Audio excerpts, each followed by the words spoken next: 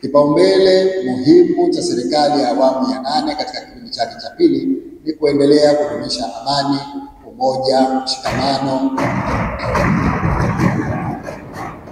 kama msingi mkuu wa maendeleo nchini.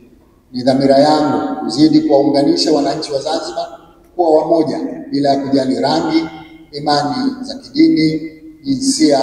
asili ya mtu au itikadi ya kisiasa, jambo ambalo litazingatiwa katika uteuzi wa viongozi na watendaji katika utumishi wa umma, pamoja na kuwapatia fursa mbalimbali wananchi wote na kuhakikisha wanafaidika na huduma za serikali kwa misingi ya usawa. Mheshimiwa Spika, kwa kuzingatia kuwa ukuaji uchumi ni chachu ya kuleta maendeleo endelevu na ustawi wa wananchi, serikali katika kipindi hiki cha pili cha awamu ya 8 itahakikisha ukuaji wa uchumi unafungamana na uimara wa sekta za uzalishaji, uwepo kwa fursa za uwekezaji, upatikanaji wa mitaji na ushirikishwaji wa sekta binafsi. Katika kufikia dhamira hiyo, serikali itaendelea kuimarisha hali ya uchumi kwa kuchukua hatua mbalimbali zikiwemo kuwajengea mazingira wezeshi wananchi wanaoishi kwa kipato cha chini ili kuwawezesha kujikimu kwa huduma za msingi. Pamoja na mambo mengine, serikali itachukua hatua za kudhibiti mfumuko wa bei kuwa chini ya 5% kwa mwaka, kuongeza ukuaji wa pato la taifa kutoka 7% hadi kufikia 10% kwa mwaka,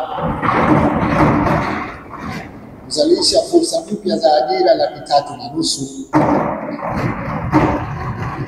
na kuongeza kipato cha mwananchi kutoka dola za Kimarekani 1241 sawa na shilingi milioni 3.2 hadi dola za Kimarekani 1880 sawa na shilingi milioni 4.8. Mheshimiwa Spika, serikali itaongeza usimamizi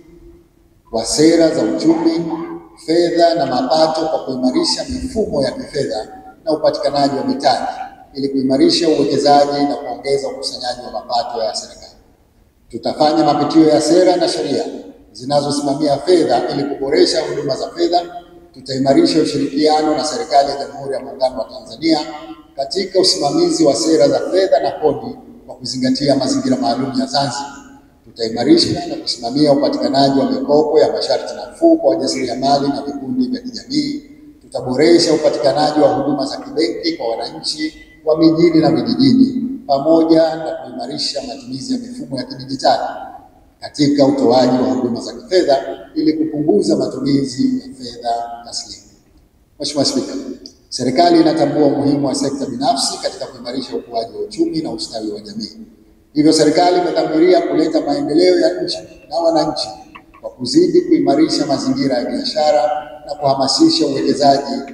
kwa kuimarisha ushirikiano na sekta binafsi ili kuwa na uchumi shirikishi.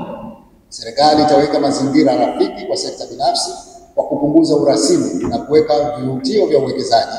kuimarisha ushirikiano kupitia ubia wa sekta ya umma na sekta binafsi, kutoa fursa kwa wajasiriamali kupitia mafunzo, mikopo nafuu na kuimarisha miundombinu ya masoko, kuhamasisha uwekezaji katika ubunifu na teknolojia za kisasa, kuendeleza sekta za kilimo, viwanda na huduma na kuweka mazingira